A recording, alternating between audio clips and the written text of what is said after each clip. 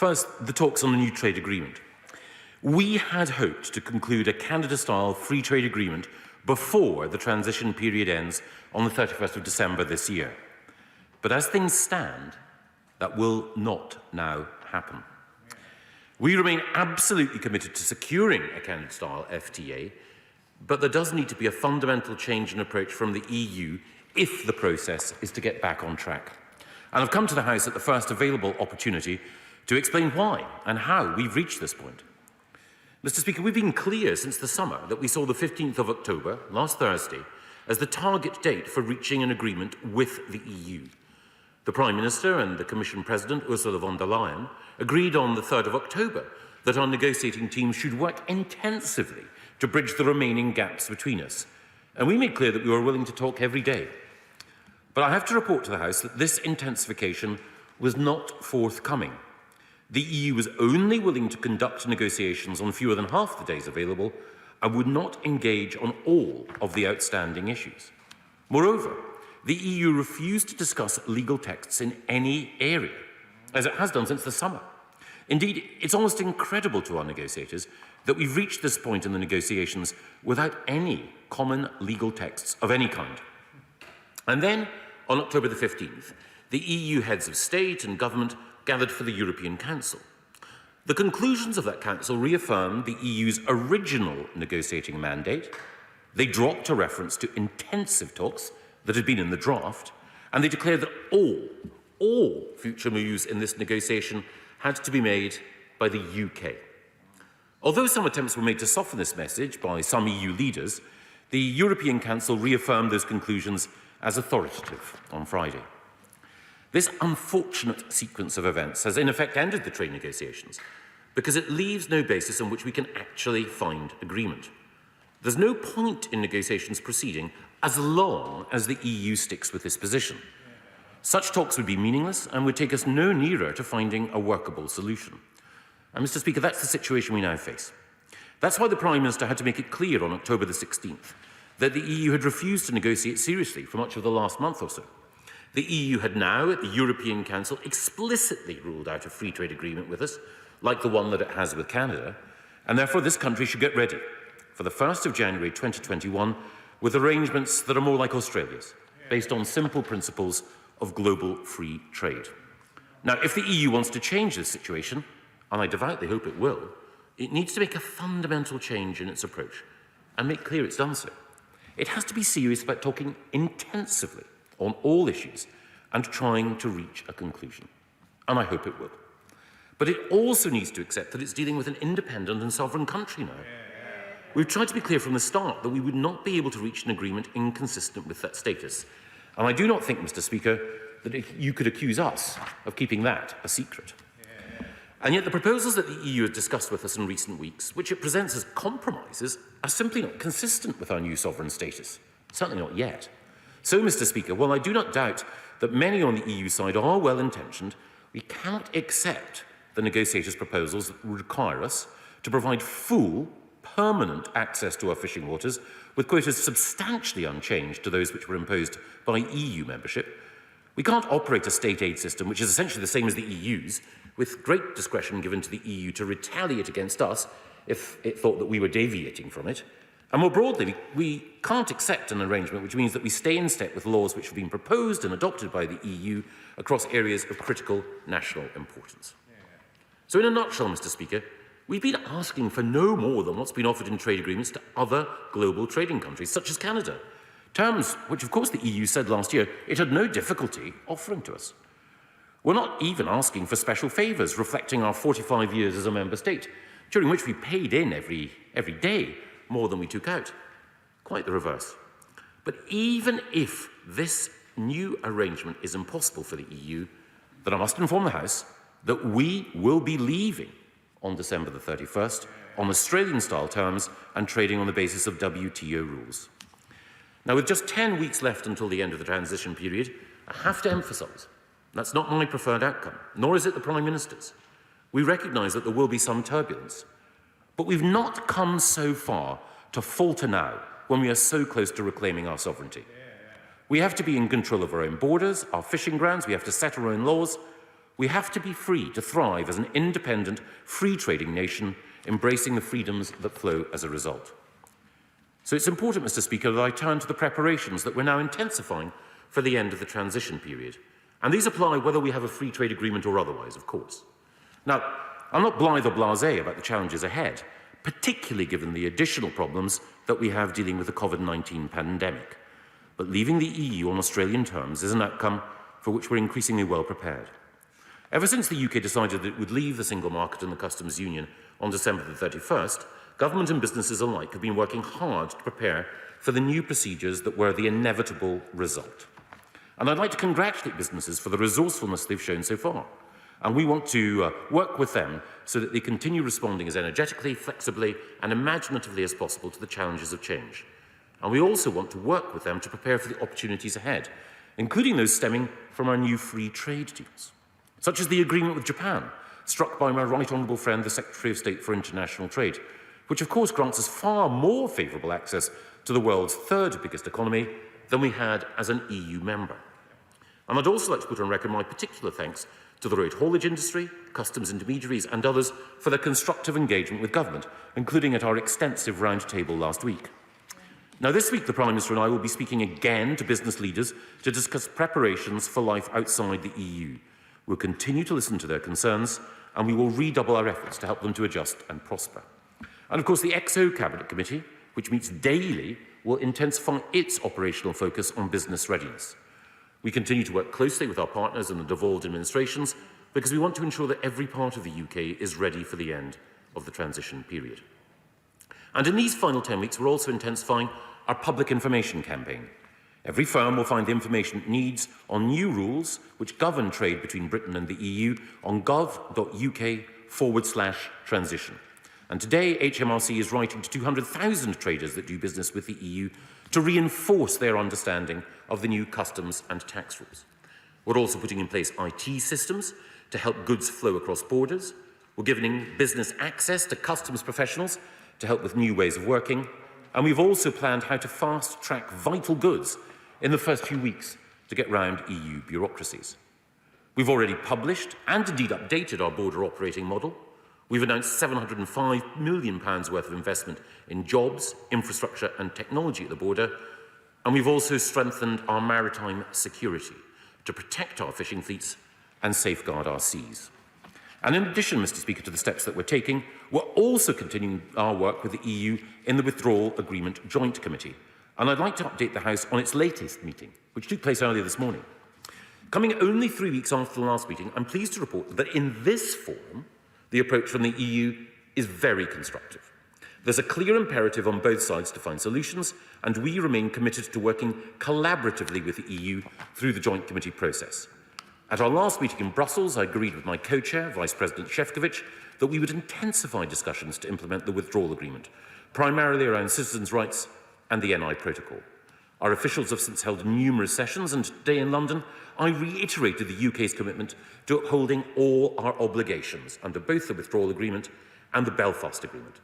We agreed that we'll publish a joint update on citizens' rights, and I'm pleased to confirm that almost 4 million EU citizens in the UK have now received status under our scheme. And we've also discussed our work to implement the Northern Ireland Protocol. We're taking steps to implement new agri-food arrangements. And we also acknowledge the EU's concerns about appropriate monitoring of implementation.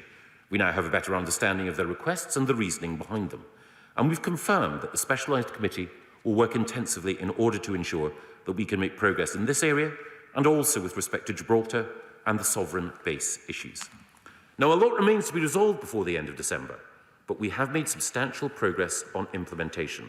And I look forward to further engagement with Vice President Šefčovič in the weeks ahead, and I want to put on record my personal appreciation for the constructive tone and the pragmatic spirit with which he and his team have approached our discussions. Mr. Speaker, in his statement on Friday, the Prime Minister looked ahead to 2021 as a year of recovery and renewal, when this government will be focused on tackling COVID-19 and building back better.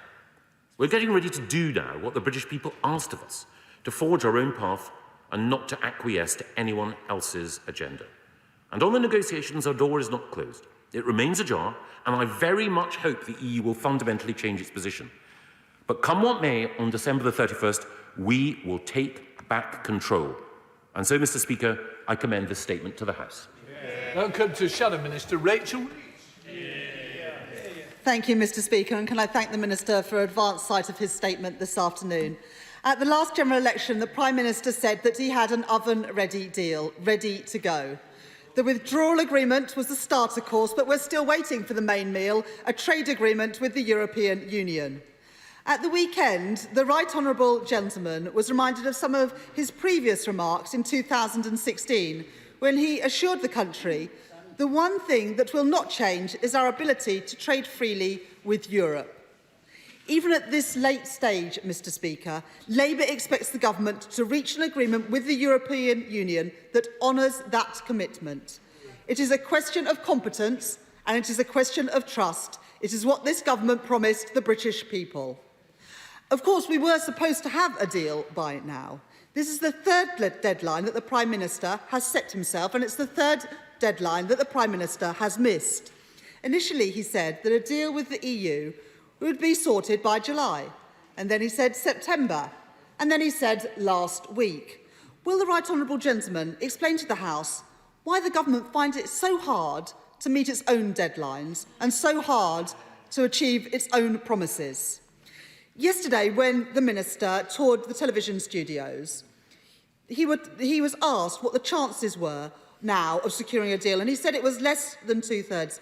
Can he tell businesses and can he tell this House the current probability, given that he has just said that events have in effect ended the trade negotiations?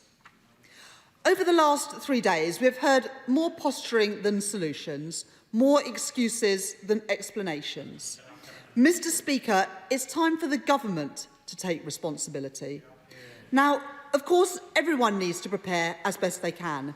However, Mr. Speaker, it is a bit rich for the government to lecture businesses on getting ready, when the government can't even tell them what they are getting ready for. So let's be clear. If the talks have run out of road, then many industries will face prohibitive tariffs, from 10% for exporting cars to at least 40% on exporting lamb, to Britain's biggest market in just 10 weeks' time. I ask again, Mr. Speaker, is that what the government want businesses to get ready for? And is it even possible for those businesses to do business on those terms?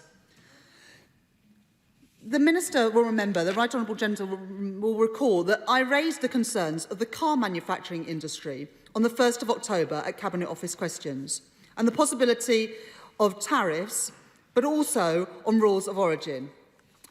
The Minister agreed to meet with the automotive industry and with trade unions.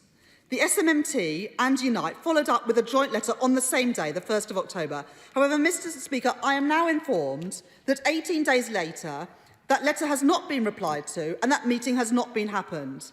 At what point did the British government give up on British industry? And when will the Minister be meeting with those businesses? Because it's all well and good to say prepare, but if you can't even bother to get around a table with them, I ask again, what are they supposed to be preparing for and what support is the government giving them?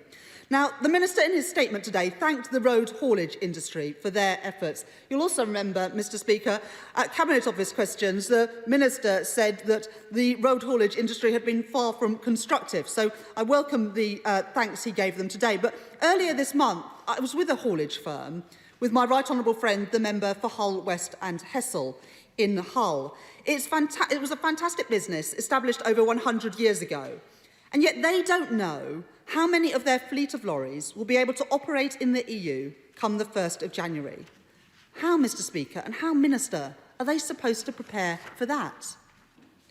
Now, government ministers have blithely referred to leaving with no trade deal as trading on Australian terms. This morning, the Business Secretary was pressed on the difference between an Australian deal and leaving with no deal, and he admitted that it was semantics. Semantics, Mr. Speaker. Now, they can call it no deal.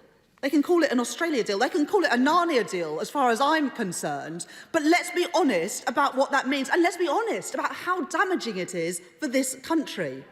Now, the Prime Minister promised, and someone says from a sedentary place, it's not damaging. 10% tariffs on British cars being exported to the European Union. That is damage.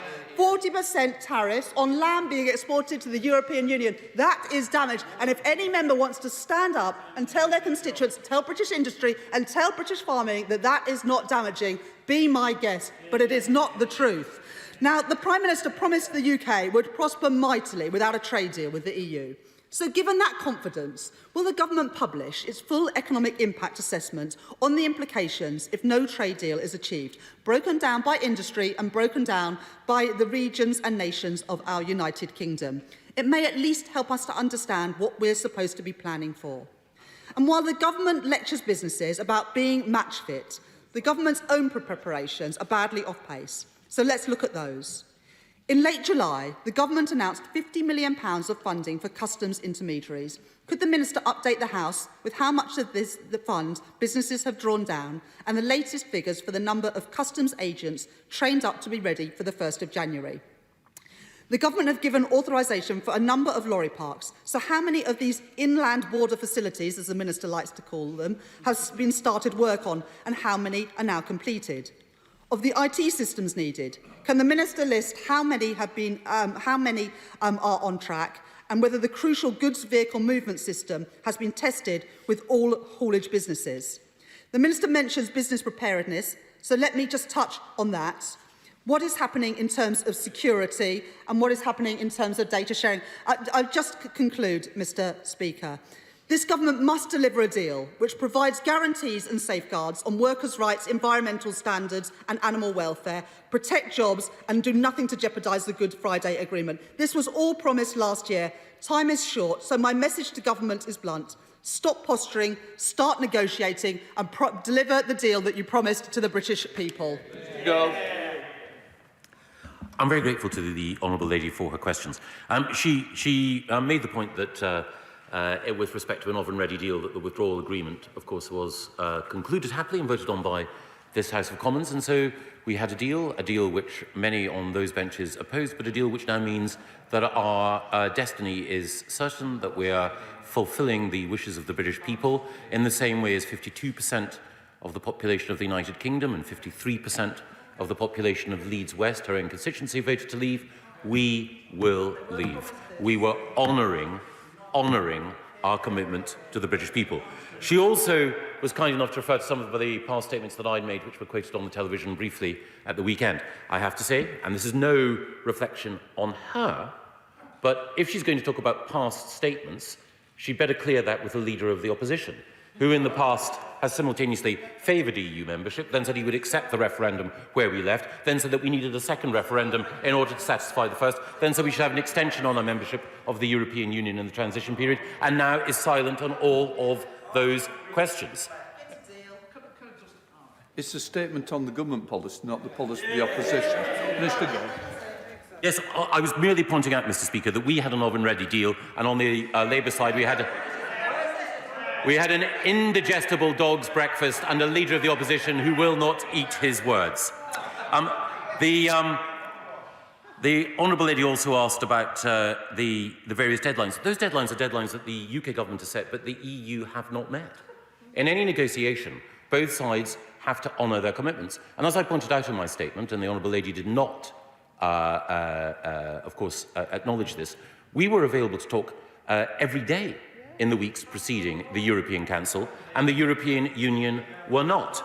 But I have to say that our firmness on this proposition, I believe, is now bearing fruit. Even as we were exchanging thoughts across the dispatch box earlier, Mr. Speaker, it is the case that my colleague David Frost was in conversation with Michel Barnier. I now believe it is the case that Michel Barnier has agreed both to the intensification of talks and also to working on legal texts. I think a reflection of the strength and resolution that our Prime Minister showed, in stark contrast to the approach upon which the opposition have often enjoined us, of simply accepting what the EU want at every stage. She asked about preparation. I think it is absolutely right to say that we should talk to the automotive sector. That's why, as I pointed out in my statement, we have a business roundtable with the Prime Minister tomorrow with business representative organisations. And she also, of course, asked about inland sites. I can confirm that we will have insight sites 2 at Ashford, 17 and Waterbrook, 1 at Ebbsfleet, 1 at Thames Gateway, 1 at North Weald, 1 at Birmingham, 1 at Warrington, 1 at Holyhead, 1 in South Wales, and another at Whitecliffs in Dover. All of these sites will bring extra jobs and investment to the UK as we forge a confident path ahead.